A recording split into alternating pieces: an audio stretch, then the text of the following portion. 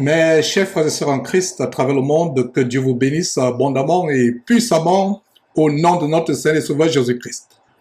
Nous revenons encore avec cette alerte, cette petite alerte par laquelle nous exposons les abominations, les apostasies et les hérésies qui infiltrent malheureusement le corps de Christ dans ces temps de la fin. Avec cette alerte d'aujourd'hui, ce n'est pas la dénonciation du groupe vaudou chrétien Bar Jésus revient TV, mais il s'agit de la dénonciation de Mehdi qui poste des vidéos d'évangélisation de temps en temps.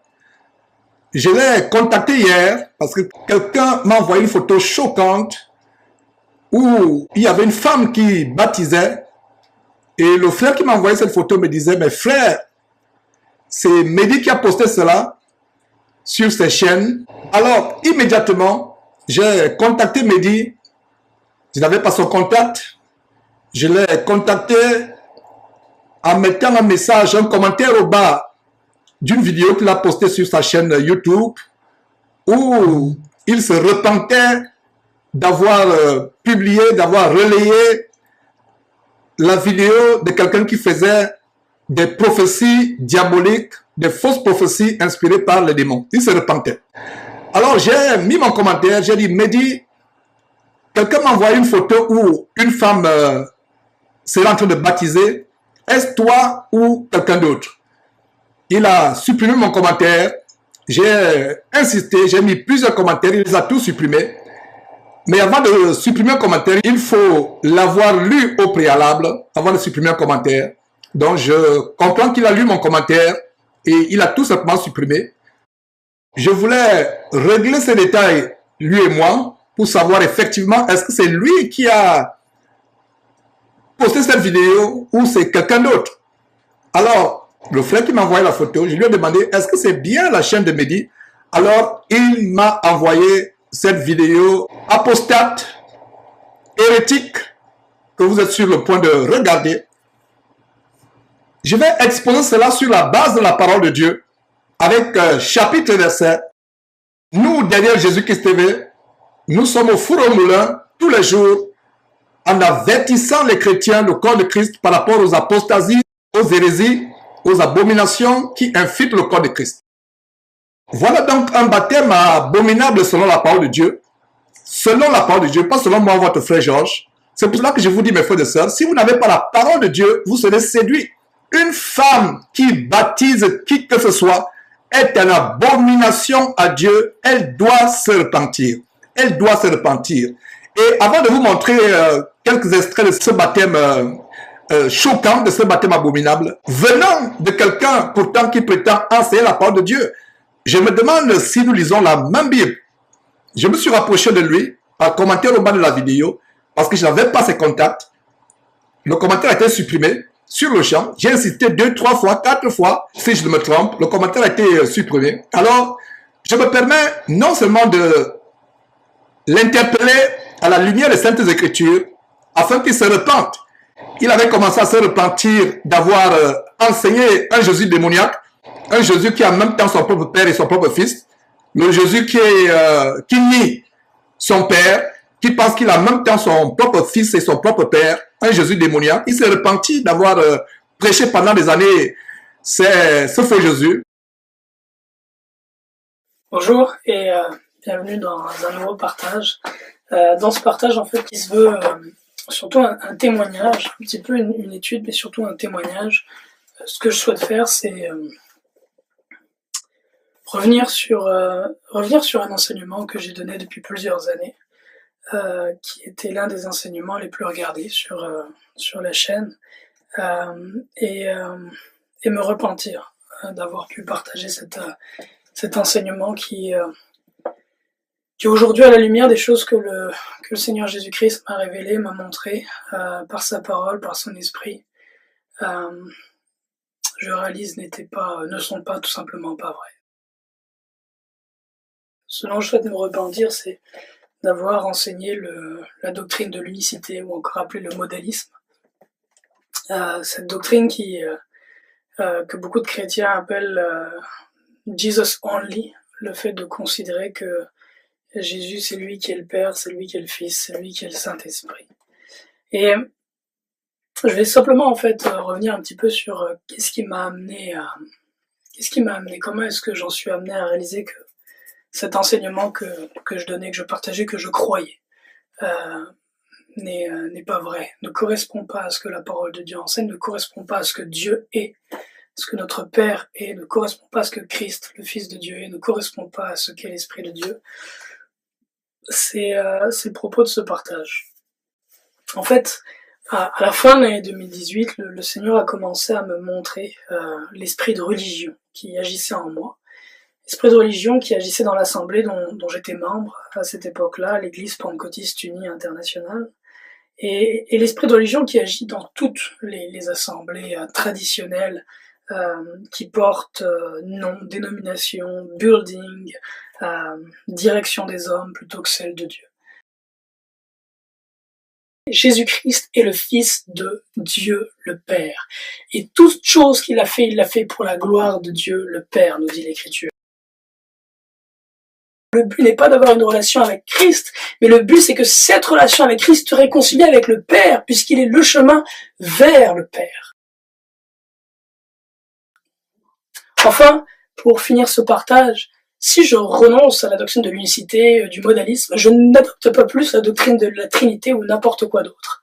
Je ne crois pas en la Trinité, en ce que la Trinité dit que le Père et le Fils sont égaux. Ils ne le sont pas. Le Père est au-dessus du Fils. Et tout simplement, le point est le suivant. C'est que ce soit unicité, ou trinité, ou modalisme, peu importe les termes qu'on utilise, ces termes ne sont pas dans la parole de Dieu. Ils n'y sont pas présents, ils ne viennent pas de la Bible. Pourquoi vouloir ajouter des choses si cela n'est pas écrit? Pourquoi vouloir ajouter des choses si cela n'est pas écrit? Pourquoi vouloir ajouter des choses si cela n'est pas écrit? Donc je crois tout simplement à la parole de Dieu. Je crois en ce que la parole de Dieu dit, que Jésus-Christ est le Fils de Dieu. Il avait commencé à se repentir d'avoir enseigné un Jésus démoniaque. Il se repentit d'avoir véhiculé les prophéties démoniaques inspirées par Satan. Bonjour mes frères et sœurs, cette vidéo se veut une vidéo de repentance, ma repentance par rapport à un sujet que je vais aborder. Voici ce dont je souhaite me repentir, c'est d'avoir partagé en 2020, au mois d'août 2020, d'avoir traduit en fait, et partagé les rêves du frère Dana. Les rêves qu'il a eus et qui annonçaient des calamités pour la fin de l'année 2020 et début 2021 ne se sont pas réalisés. Dans les temps qu'il avait annoncés, en grande partie, probablement, je sais pas, 90% ils ne se sont pas réalisés, selon ce qui avait été, selon ce qu'il avait reçu, et les termes qu'il avait aussi partagés, donc les temps qu'il avait partagés. Je pense donc que c'est tout simplement un esprit de séduction qui a parlé à ce frère, et je crois que c'est aussi le même esprit de séduction qui m'a convaincu de partager les rêves qu'il avait reçus. Et je crois que c'est aussi le même esprit de séduction qui m'a convaincu de partager les rêves qu'il avait reçus. Et je crois que c'est aussi le même esprit de séduction qui m'a convaincu de partager les rêves qu'il avait reçus. Il avait commencé à se repentir d'avoir enseigné un Jésus démoniaque. Il se repentit d'avoir véhiculé les prophéties démoniaques inspirées par Satan. Et ma prière, c'est qu'il se repente à nouveau en regardant cette vidéo, d'avoir permis à une femme, ou alors d'avoir cautionné le fait qu'une femme baptise notre femme. Vous qui suivez de tels hommes, et même lui-même, voilà la question que je vous pose. Montrez-moi dans quel passage de la Bible Dieu ou le Seigneur Jésus-Christ ont recommandé à une femme de baptiser. Avant de vous montrer cette vidéo, je vais vous conduire dans les Écritures, dans la parole de Dieu. Mais avant cela, une observation. La femme qui baptise est déjà en abomination, le fait de baptiser. Mais le monsieur qui est à côté de lui a une croix au cou. Ce qui est une hérésie. La parole de Dieu interdit formellement, expressément, en Exode chapitre 20, verset 4, qu'on ne doit pas faire de représentation quelconque des choses qui sont dans les cieux, sur la terre ou plus bas que la terre. Voilà ce monsieur donc qui a une croix au cou. Une croix au cou. La croix, c'est le symbole de mort. Satan voudrait que Jésus soit toujours sur une croix, mais la bonne nouvelle, c'est que Jésus a fait quelques heures sur la croix. Jésus est assis à la droite de Dieu son Père, dans toute la gloire éternellement, dans toute l'éternité. Satan voudrait que Jésus soit toujours sur une croix. Donc vous qui êtes dans les temples, il y a des croix. Vous qui portez des croix au cou, autour du rein, aux chevilles, aux oreilles, peu importe l'endroit de votre corps, la croix c'est un symbole de mort. La place où la croix doit être, c'est dans les cimetières. Ceux qui ont pensé que la croix doit être dans les cimetières l'ont bien vu. Donc voilà un appel à la repentance. Non seulement du fait qu'une femme commet une abomination, celle qui se fait baptiser, qui est dans la baignoire, doit se repentir de cet fait. Celle qui baptise doit se repentir. Voilà l'esprit de lesbianisme, voilà l'esprit de masculinité qui envahit les soi-disant sœurs en Christ. L'esprit de Jézabel, la masculinité prend l'autorité sur un homme, et quand vous regardez cette femme, de dos, vous avez l'impression que c'est un homme. Aucune femme dans la Bible n'a baptisé. Et l'homme qui est à côté, c'est lui qui doit baptiser. Au lieu qu'il baptise, il laisse la femme baptiser. Quel esprit est derrière? C'est l'esprit d'Achab. L'homme devient comme une femme. L'homme devient efféminé. Il se met en retrait et il permet à la femme de prendre la place, l'autorité. Le baptême, c'est une fonction d'autorité. Alors, ceux qui prennent les versets bibliques, je vais vous montrer quelques extraits de ce baptême abominable qui est choquant, venant de quelqu'un que beaucoup pensent être l'évangéliste, Mehdi du côté du Canada. Il faut qu'il se repente. Quand il s'agit de la vérité, nous n'avons pas d'amis. Nous n'avons pas d'amis quand il s'agit de la vérité et nous exposons. Même moi, votre frère Georges, si vous remarquez un jour que j'ai enseigné quelque chose d'anti-biblique, publiez. Ne demandez même pas mon avis. Publiez. Ne demandez pas mon avis. Et si je reconnais que bibliquement, j'ai fauté, je viendrai faire une vidéo pour vous demander pardon et me repentir. Et j'espère que c'est ce que Mehdi doit faire. Et vous qui suivez de telles personnes, aveuglement, examinez votre parole de Dieu, je le dis à votre honte. Examinez la Bible. Ils vont vous justifier le fait que la femme peut baptiser en prenant l'exemple de la femme samaritaine en Jean chapitre 4. 1. La femme samaritaine n'était pas convertie, elle n'était pas chrétienne. Jésus s'est manifesté à elle miraculeusement en lui révélant ce qu'elle avait fait dans sa vie privée, que personne ne savait. Jésus le lui a révélé. Alors cette femme samaritaine, quand elle est partie dans la ville, elle n'a pas commencé à évangéliser.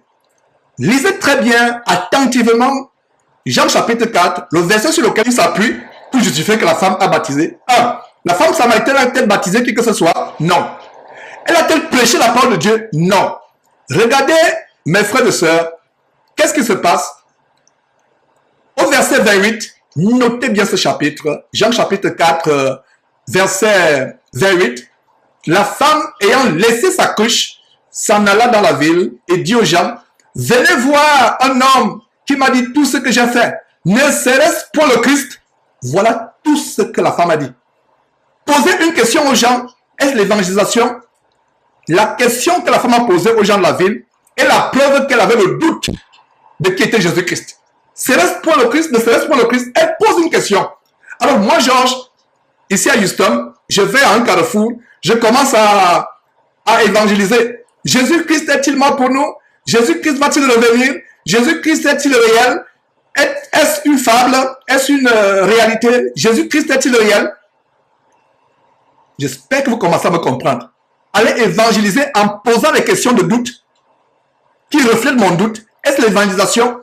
Donc, vous qui lisez mal votre Bible, qui vous appuyez sur Jean chapitre 4 au verset 29, où la femme a dit, venez voir un homme qui m'a dit tout ce que j'ai fait. Elle ne savait même pas qui était cet homme. Donc, vous évangélisez en ne sachant même pas qui est Jésus-Christ. Vous évangélisez en posant des questions aux gens qui reflètent le doute que vous avez sur Jésus-Christ. Come on! Comme on dit ici. Come on! Réveillez-vous! Est-ce que nous lisons la même Bible? Et vous allez prendre ce verset, soutenir avec ce verset qu'on peut évangéliser. Continuez à voir l'esprit de Jézabel, vous qui suivez de tels hommes, continuez à avoir l'esprit d'achat, l'esprit de féminisme, l'esprit d'homosexualité, vous qui laissez les femmes enseigner ou baptiser, et tout homme qui laisse une femme enseigner, prêcher ou baptiser, cet homme a l'esprit d'homosexuel. Il a l'esprit d'achat, l'esprit d'homosexualité, l'esprit de féminin. Voilà ce que Satan est en train de faire dans cette fin de temps. Masculiniser nos femmes, nos filles, et féminiser nos hommes. Voilà ce qu'il est en train de faire. Et la plus grande aberration que nous avons dans cette fin de temps, c'est des hommes qui prennent la place des femmes et des femmes qui prennent la place des hommes. Donc, mes frères, voilà ce baptême qui se passe.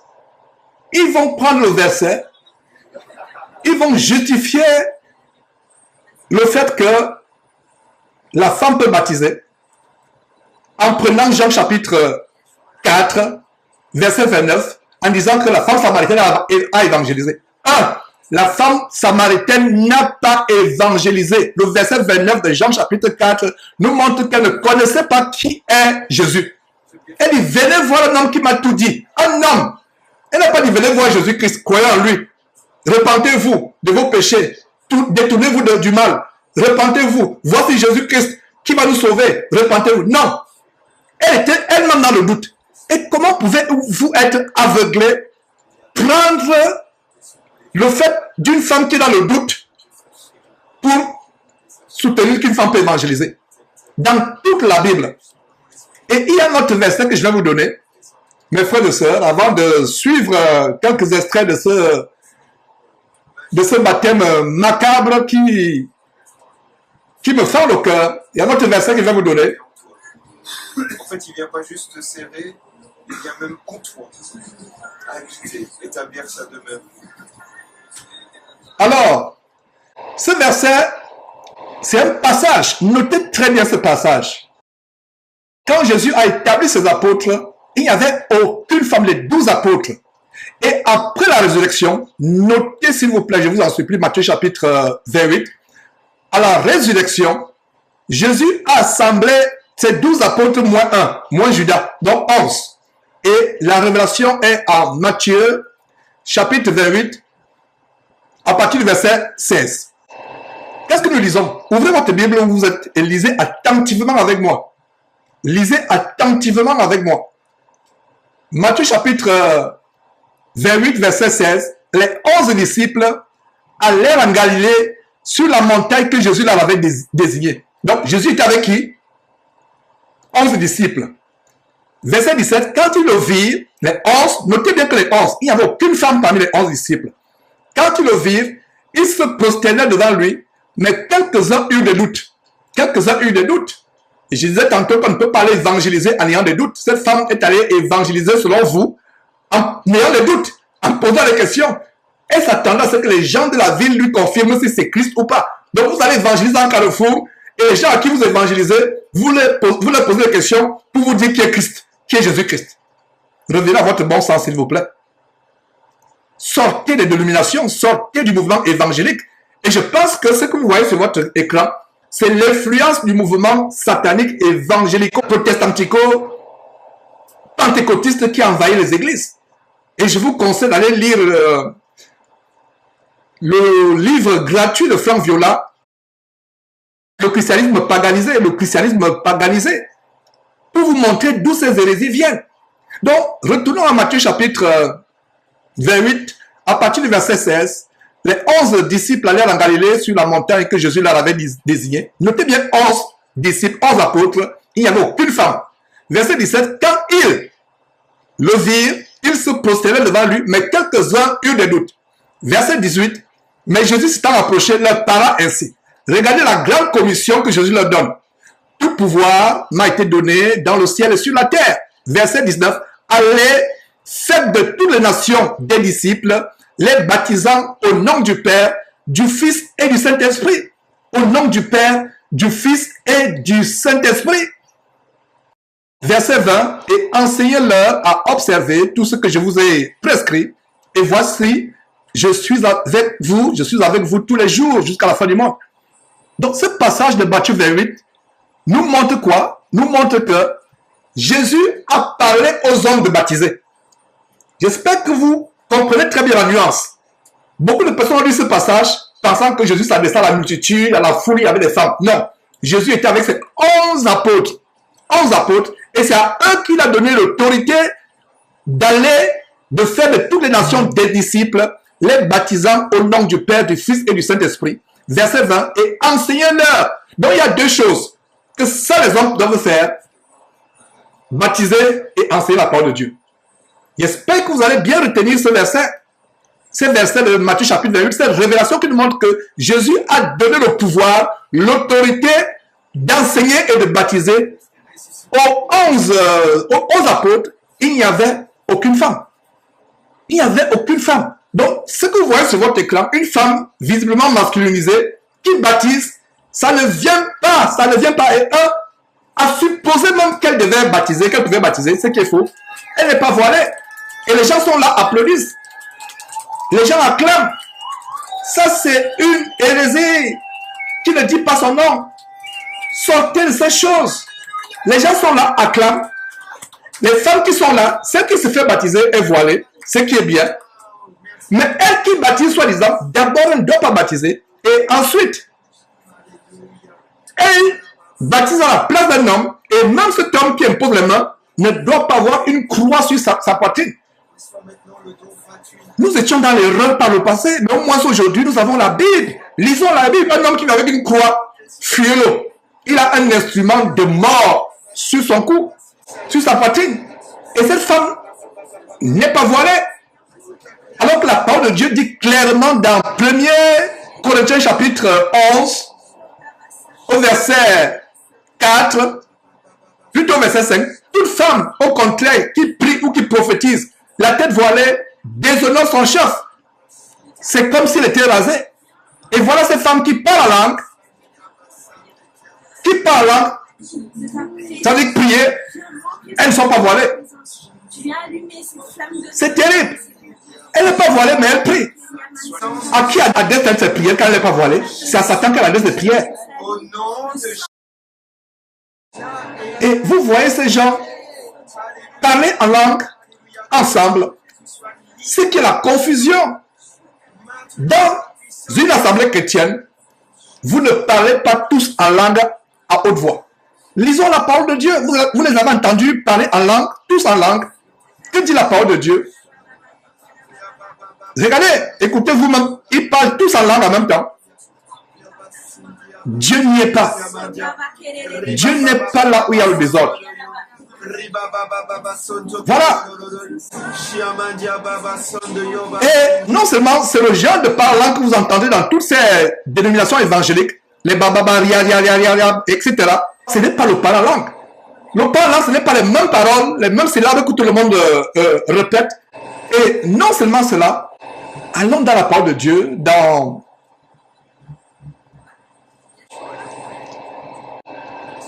dans 1 Corinthiens chapitre 14, vous allez voir ce qui se passe quand on parle la langue. 1 Corinthiens chapitre 14, qu'est-ce que nous voyons?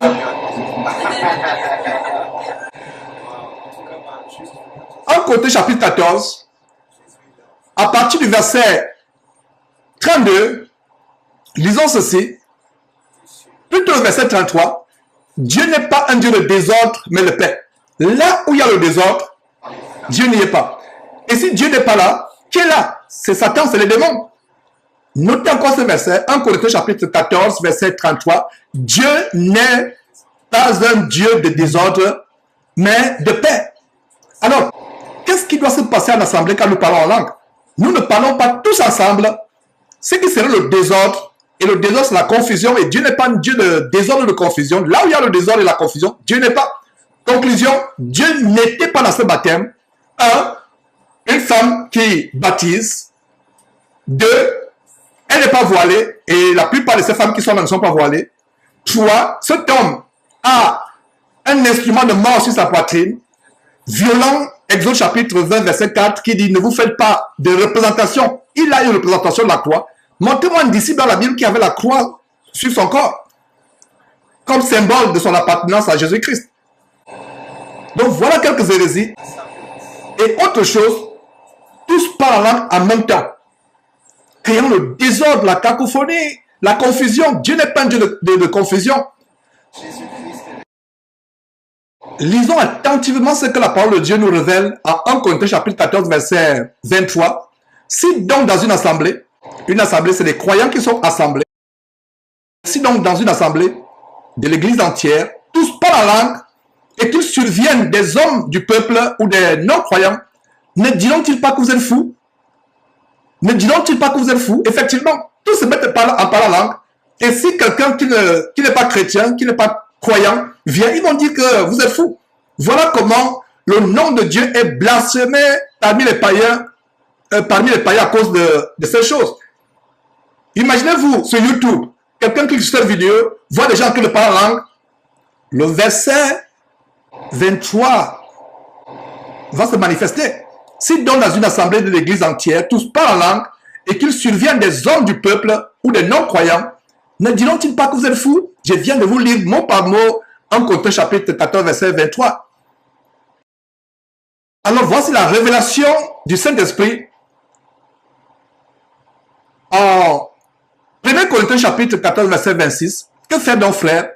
Lorsque vous vous assemblez, les uns ou les autres parmi vous ont-ils un cantique, une instruction, une révélation, une langue, c'est-à-dire le parlant, une interprétation, que tout se fasse pour l'édification? En est-il qui parle la langue que 2 ou 3 au plus, soulignez au plus? La révélation de la parole de Dieu est dans les détails, soulignez au plus. En est-il qui parle la langue que 2 ou 3 au plus parlent, chacun son tour, et que quelqu'un interprète? Notez très bien le verset 28, chers frères et sœurs. S'il n'y a point d'interprète, ça veut dire que s'il n'y a point d'interprète pour interpréter quoi? Le parle langue, qu'on se taise dans l'église et qu'on parle à soi-même et à Dieu. J'espère que nous ne lisons pas des Bibles différentes. J'espère que ces gens ne lisent pas une autre Bible. S'il n'y a point d'interprète, qu'on se taise dans l'église et qu'on parle à soi-même et à Dieu. Et voilà dans cette vidéo qui est publiée par Mehdi. Je ne sais pas si c'est son assemblée où il est affilié à ce groupe, où il était présent dans la salle. Mais le fait de publier ça sur sa chaîne, c'est curieux. Nous devons examiner la parole de Dieu. Nous ne devons pas enseigner un autre évangile. Il est dit dans Galates chapitre 1 que si quelqu'un enseigne un autre évangile, il est anathème. Anathème, c'est un sujet de malédiction. C'est pour ça que j'interpelle Mehdi. Mehdi, tu dois te repentir. Tu dois te repentir. En lisant la parole de Dieu, ça, c'est pas les erreurs. Si on lit la parole de Dieu, c'est pas les erreurs à faire. On ne peut pas cautionner ces choses. Donc, tu dois te repentir. Et si tu ne te repens pas, j'ai fait ma part. Ça, c'est anti-biblique. C'est une hérésie, c'est une apostasie. Les femmes ne sont pas voilées. Une femme qui baptise une autre femme. Et l'homme est là assis. Il donne plutôt son rôle à la femme. Qu'est-ce qui est derrière? L'esprit d'homosexualité, l'esprit d'achat, l'esprit de féminin. Et la femme qui baptise, c'est quel esprit? L'esprit de lesbianisme, l'esprit de masculinité. C'est une perversion. La femme ne peut pas enseigner. La parole de Dieu interdit à la femme. Lisez avec moi, s'il vous plaît. 1 Timothée chapitre 2, à partir du verset 9. Je veux aussi que les femmes, vêtues d'une manière décente, avec pudeur et modestie. Mais vous voyez dans ces assemblées, les femmes sont en pantalon. Les femmes ont des robes qui mouillent le corps. Elles ne sont pas voilées. Dieu n'y est pas. Dieu n'y est pas. Et quand vous dites Alléluia, vous dites Alléluia à qui? C'est aux démons. Vous louez les démons. Et on vous remercie le Seigneur. Quel Seigneur? Dieu n'y est pas. Écoutez très bien ce que la parole de Dieu dit. Écoutez très bien ce que la parole de Dieu dit en 1 Timothée. Notez ce verset s'il vous plaît. 1 Timothée chapitre 2, verset 9. Je veux aussi que les femmes, vêtues d'une manière décente, avec pudeur et modestie, et une manière décente pour la femme de se vêtir, c'est de se voiler quand elle prie, quand elle est en assemblée. Je veux aussi que les femmes vêtues d'une manière décente, avec pudeur et modestie, ne se parlent ni de tresse, ni d'or, ni de perles, ni d'habits somptueux, mais qu'elles se parlent de bonnes œuvres comme il convient à des femmes qui font profession de servir Dieu. Notez le verset 11. Le verset 11 est la raison pour laquelle je vous ai conduit à 1 Timothée chapitre 2. Que la femme écoute l'instruction en silence, avec une entière soumission. Verset 12. Je ne permets pas à la femme d'enseigner, ni de prendre de l'autorité sur l'homme, mais elle doit demeurer dans le silence. Dieu ne permet pas à la femme d'enseigner. Et le Seigneur Jésus-Christ, après sa montée au ciel, se révèle à l'apôtre Jean et réprimande toute une église. L'église de Thyatire, en Apocalypse chapitre 2, verset 20. Jésus-Christ représente toute une église en leur disant, ce que j'ai contre vous, vous laissez la femme qui se dit prophétesse, la femme Jézabel, vous la laissez séduire mon peuple. Et dans la séduction, il y a l'impudicité. C'est pour ça que ces femmes pastoresses ou pastrices ou pasteuses, la plupart sont lesbiennes, sont homosexuelles. Et la plupart de ces hommes qui laissent les femmes prendre l'autorité les devants sont homosexuels, sont efféminés. Je ne permets pas à la femme, 1 Timothée chapitre 2, verset 12, je ne permets pas à la femme d'enseigner ni de prendre l'autorité sur l'homme. Le baptême, c'est quelque chose d'autorité. C'est une autorité. Et sur la base de Matthieu chapitre 28 que je vous ai donné tout à l'heure, Jésus s'est adressé aux hommes. C'est aux hommes. Il n'y avait aucune femme quand Jésus parlait à Matthieu chapitre 28, quelques heures avant de se lever au ciel. Jésus leur a dit, il a dit à qui? Aux hommes uniquement, aux 11 apôtres. Il n'y avait pas une femme dedans. Il leur a dit, vous allez baptiser et vous allez enseigner. C'est à vous. Donc toute personne, que ce soit dans cette salle, que ce soit à travers le monde, si tu t'es baptisé par une femme, repens-toi et repens ton baptême. J'espère que la femme qui est dans cette baignoire va écouter ce message et va se repentir. Repens ton baptême si tu t'es fait baptiser par une femme. Si tu t'es fait baptiser par une femme, si tu as été enseigné par une femme, si tu as été, je ne sais pas, évangélisé par une femme, repens-toi. Aucune femme dans la Bible n'a évangélisé. La femme samaritaine de Jean chapitre 4 est allée plutôt poser une question. Si vous pensez que poser une question qui traduit votre doute, c'est évangéliser, je vous plains. Je vous plains, ça veut dire que vous êtes dans un égarement total. Donc évangéliser, c'est maintenant aller poser des questions. Évangéliser, c'est aller manifester votre doute par rapport à qui est Jésus-Christ. Cette femme ne savait pas qui était Jésus-Christ. Elle va poser la question aux gens, c'est le Christ. Donc vous allez évangéliser en posant les questions, en manifestant votre doute. Continuez à vous laisser embobiner. En tout cas, Mélie doit se repentir. Qu'il se repente. Si nous dénonçons les faux pasteurs, les pasteurs d'empire, nous devons aussi dénoncer tout le monde. Même ceux qui paraissent sincères. Même ceux qui paraissent avoir les bons motifs. Je ne doute pas des motifs de Mélie, mais j'expose l'égarement. Le fait que je l'ai approché, et il n'a pas fait suite, il a plutôt effacé mes messages, ça montre qu'il ne veut pas connaître la vérité. Les gens qui disent que Georges, il faut d'abord les contacter avant d'exposer, avant de les dénoncer. Je l'ai approché. Il a supprimé mes commentaires. Et aujourd'hui, j'expose publiquement. Nous ne faisons pas d'acception de personne. Et moi, si vous remarquez que j'enseigne ce qui n'est pas correct, ne m'appelez même pas. Prenez un micro, prenez une caméra, exposez-moi. Donc voilà. La femme ne peut pas enseigner la parole de Dieu. Il prend des passages comme Joël chapitre 2, à partir du verset 28, ou Actes chapitre 2, à partir du verset 17, Actes chapitre 2, à partir du verset 17.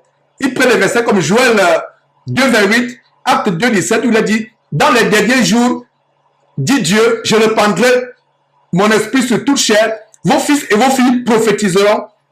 Prophétiser n'est pas enseigner. Prophétiser n'est pas ouvrir la Bible pour l'enseigner. Ils vont prendre le cas de Déborah, qui était prophétesse, qui était juge. Déborah n'est pas entrée dans le temple, ouvrir, dérouler la Torah pour commencer à enseigner. Elle aurait été lapidée sur le champ. Prophétiser, c'est donner un message de la part de Dieu de manière instantanée. Selon qu'on est inspiré par Dieu, c'est une prophétie. Il y a une différence entre prophétiser et avoir un ministère de prophète. Les 5 ministères qui sont énumérés en Éphésiens chapitre 4, verset 11. Lisez bien la parole de Dieu. Aucune femme n'a évangélisé dans la Bible. Donc vous qui preniez l'exemple de Jean chapitre 4 de la femme samaritaine, j'espère que mon explication vous a montré que vous étiez dans un aveuglement terrible. repentez-vous. Et que Mehdi se repente. Et en tout cas, ce qui me concerne, si je remarque que quelqu'un qui apparemment est sincère ou qui apparemment a des bons motifs, mais qui est dans l'erreur, je vais l'avertir, je vais l'appeler, je vais essayer de le contacter comme j'ai essayé de contacter Mehdi. Mais si la personne ne fait pas de retour, je vais dénoncer afin qu'il n'égare pas la multitude. C'est une abomination. Si la scène que vous êtes en train de voir ne vous scandalise pas, oh là là, ça veut dire que vous n'êtes pas chrétien. C'est choquant. C'est choquant, ça ne doit pas être normal. De plus en plus, les choses choquantes deviennent OK pour les chrétiens. Voyons les choses comme Dieu voit les choses. Dieu est outré, irrité devant cette scène. C'est pour ça que sur le champ, j'ai fait cette vidéo pour interpeller cette femme qui baptise, pour interpeller celle qui s'est fait baptiser, pour interpeller ce monsieur avec sa croix argentée sur la poitrine qui laisse baptiser une femme, pour interpeller Mehdi qui a posté cette vidéo sur sa chaîne. Et en ce qui me concerne, si Mehdi ne se repent pas, moi, votre frère Georges, je ne peux pas recommander un tel homme. Parce que c'est les tels hommes qui vous égarent, qui lisent la Bible. Il a commencé, j'ai pensé qu'il avait de l'humilité en se repentant avec la vidéo qu'il a postée il y a quelques jours, en se repentant d'avoir véhiculé des prophéties inspirées par le diable. Parce qu'une prophétie qui est faite, qui ne s'accomplit pas, c'est le diable qui l'a inspiré. Il s'est repenti. J'ai commenté en disant, frère, vraiment, Dieu soit loué pour ton humilité. Mais par contre, on m'a envoyé une photo venant soi-disant de toi, où tu baptises une femme. Est-ce toi ou ce n'est pas toi? Il a bloqué tous mes commentaires. Il les a effacés. Et avant de les effacer, certainement, il les a lus. Donc je savais qu'il les a lus. Il n'a pas fait suite. C'est une abomination. Voyons les choses comme Dieu voit. Pourquoi vouloir ajouter des choses si cela n'est pas écrit? Pourquoi vouloir ajouter des choses si cela n'est pas écrit? Pourquoi vouloir ajouter des choses si cela n'est pas écrit? Voyons les choses comme Dieu voit. C'est pour ça que j'ai pris le temps de faire ce message, de sonner l'alarme. Dieu disait à Esaïe, crie à plein gosier, ne te tais point, l'air est grave. Nous dénonçons les Castanou, nous dénonçons les Masolo Tunassi, les pasteurs vampireux et autres, comme le groupe Bar Jésus revient. Mais nous devons aussi dénoncer même ceux qui sont apparemment sincères, comme Mehdi du Canada. Je ne doute pas de sa sincérité, mais il est dans l'erreur. J'espère que son humilité n'est pas une humilité de façade. J'espère qu'il va écouter ce message et se repentir à la lumière des versets que je lui ai donnés. Surtout le verset de Jean chapitre 4 où je démontre très bien que la femme n'est pas allée évangéliser. La femme est allée poser une question parce qu'elle est dans le doute. Et tous ceux qui sont dans le mouvement diabolique évangélique à travers le monde, évangélico-protestants, utilisent ce verset. Ils lisent bien la Bible. Voilà mes frères et sœurs. Je pense que je suis pur de votre sang. Vous qui suivez de tels hommes, Mehdi, tu dois te repentir. Pourquoi vouloir ajouter des choses si cela n'est pas écrit? Pourquoi vouloir ajouter des choses si cela n'est pas écrit? Pourquoi vouloir ajouter des choses si cela n'est pas écrit? Alors c'était le sujet de cette alerte de ce jour. Vous connaîtrez la vérité vous affranchira.